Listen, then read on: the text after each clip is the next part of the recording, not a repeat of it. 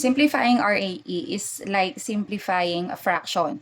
Yung factoring, gagamitin pa rin natin. Kaya importante na master na ninyo yung factoring. Kasi kapag na-master ninyo yung factoring, RAE, sobrang dali. Okay, so yung kaninang pinakita ko, nag-cancel out dito, hindi siya pwede. Okay, so yun yung tinatawag ko, ang term ko doon is mortal sin. Kasi pag mortal sin, hindi mo dapat gawin. So, dito sa algebra, hindi pwedeng mag-cancel out kapag may minus sign or plus sign unless buong factor na. Sa case na to, walang factors dyan eh. Okay, so paano gagawin? Paano natin masisimplify? Tingnan natin kung may factorable. Okay, yung numerator is factorable. This is the difference of two squares. Yung denominator, this is relatively prime. So, okay na yan. Kukopihin na lang natin. Factor natin ang dapat i-factor, which is yung numerator nga. And ang factors niyan ay x plus 5. The quantity of x plus 5 times the quantity of x minus 5 all over x minus 5. Okay, so ngayon itong dalawa factors na. Pwede na tayo mag-cancel out. Okay, so ito parehong-pareho, x minus 5 and x minus 5. Pag dinivide natin yan, x minus 5 divided by x minus 5 is 1.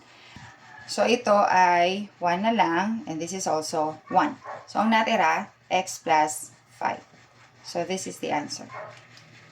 Next, we have 2x squared minus 8x. Importante na ma-determine ninyo kung anong klaseng factoring technique yung gagamitin ninyo. So, ito, factoring with GCMF. Kasi may common factor silang dalawa. So, common factor is 2 and x. So, 2x.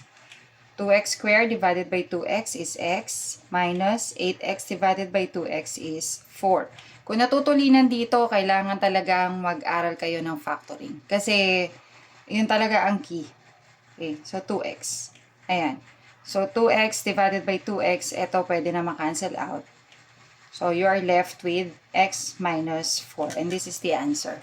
Next, we have x squared minus x minus 12 all over x minus 4. Okay, so ito, hindi ulit pwedeng i-cancel out on 12 and 4 ha, tsaka itong x tsaka x, hindi pwede. Maghunus digdi ka. Okay, so factor muna natin yung mga kakailangang i-factor.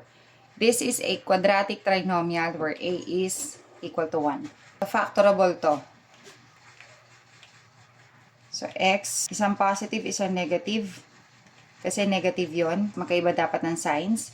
Factors ng 12, pag sinubtract mo, dahil negative to, 1 ang sagot. 1 ang numerical coefficient nito. So, those are 4 and 3.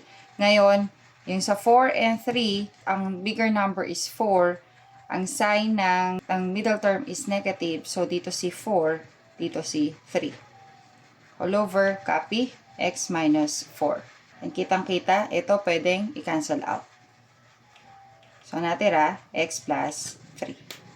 X minus 5 all over x squared minus 8x plus 15. So, ito naman yung factorable, yung nasa denominator.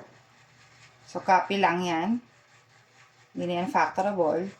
The factors of this trinomial, dalawang binomials, quadratic trinomial where a is equal to 1.